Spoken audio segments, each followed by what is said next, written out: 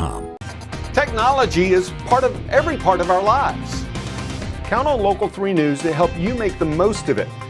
I'm Jamie Tucker. I find ways to make your life easier, save cash, and recognize scams.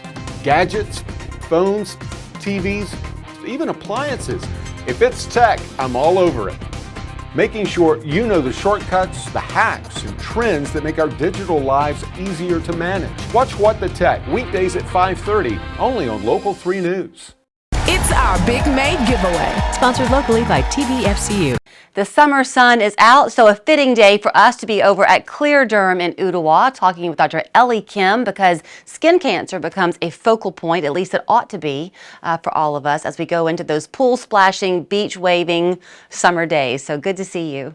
Good to have you here. So you are just off of a wonderful grand opening where you were doing all types of giveaways and educations. That's a big part of what you want to do here at Clear Derm, right, is educate your patients on how to take care of their skin.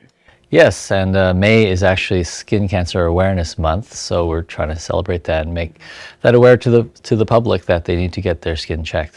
Skin, it's our largest organ. Yes. Am I right? I've learned that one. But I'm a freckled person. I don't necessarily have moles. Are moles always the precursor to a skin cancer? Not always. A lot of times they will form spontaneously in an area that you never had a mole, but it's 30 to 40% or 30 to 50% of melanomas come from a pre-existing mole. So the more moles you have, the more chance of you having melanoma. Let's talk math a little bit, because you were sharing some statistics with me earlier to that very point. So if you have how many moles on your arm? Well, just a lot of people ask the question, should I get my moles checked, and do I have increased risk of melanoma? Now, of course, if you have a family history of melanoma, that's increased risk. If you had a lot of sunburns, you have increased risk. But a simple way to do it is, the study was done that if you had 11 moles on one arm, then you just have increased risk of melanoma. You should get checked. Okay. If you have 100 moles on your whole body, then you have 7 times more risk of melanoma than somebody who has 15 or less. I mean, most of us, I probably don't even think about having our bodies checked as a preventative measure, but we should. Yeah, like most people get their teeth checked, by a dentist every year or two. They should get it. The American Academy of Dermatology recommends that everyone get a skin check once a year. And that's a very simple, quick check. It doesn't take very long. Insurance does cover it. Are some people more prone to developing moles? I mentioned I have freckles. My husband's Italian, so he tends to have more moles. Yes, if you tend to burn more, then you have more chance of getting skin cancer.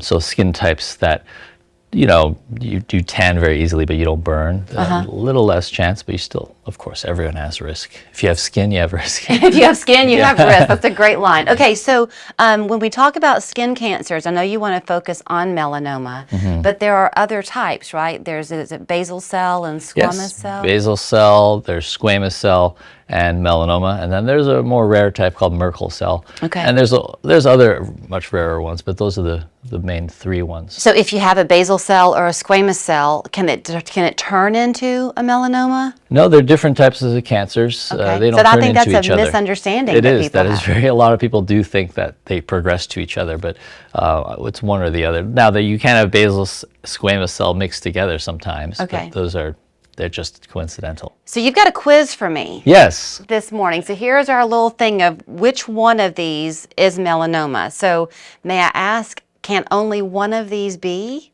Or could there be more than one? That is the trick, yeah. Because can I tell you what I would have guessed? Sure, which one would you guess? Well, I would have guessed this one for sure. One thing I think I know about melanoma, though, is that you look to see how it changes, and it's not necessarily a true circle. So I would have also guessed this one. Yes, you seem to know your melanoma. Well, I'm a freckled, fair-skinned person. Right. There is a algorithm, or I guess acronym, ABCDE, and it was developed by the AAD just to make it easy to memorize. And A stands for asymmetry, one side different than another. B is the borders are irregular instead of nice and smooth, or it could be like faded on one edge. C is color, multicolored. So you can see some spots here, different spots here.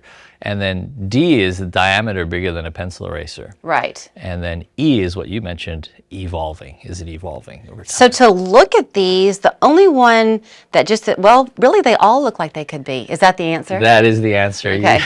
You didn't fall for the trick. But yes, I mean, the whole point of the slide is you don't know. You don't know. A lot of times you just need to get checked by a professional. I think what's interesting, though, that I am learning from you today is that it sounds like a mole can immediately become melanoma, not progress through the other more benign stages, if you will.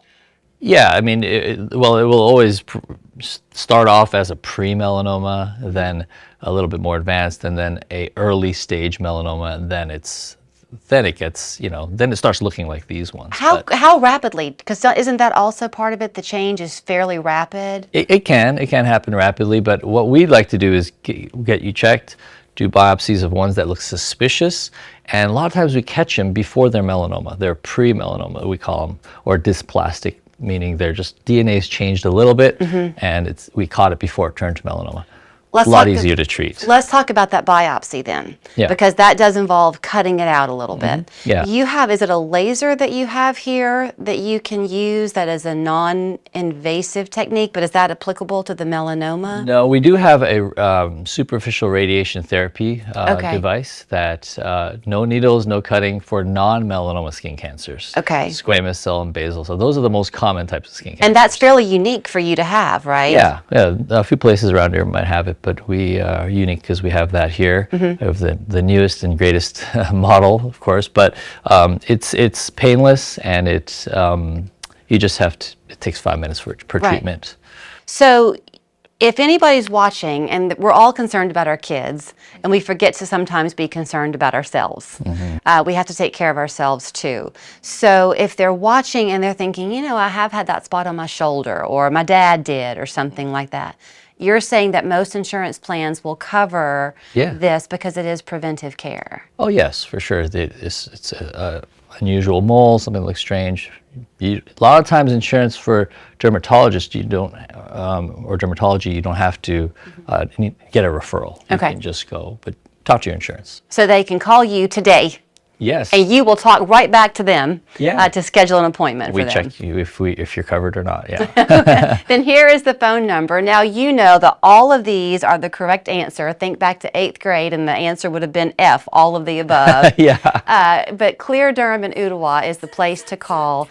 You can ask about the non-invasive way if you find out that you have basal cell or squamous cell, but melanoma is really the one that you don't want to play around with. So thanks for the education. Montgomery Showers is your local choice for the best shower model at the best price. From seating options to grab bars, a safer, more functional shower can be completed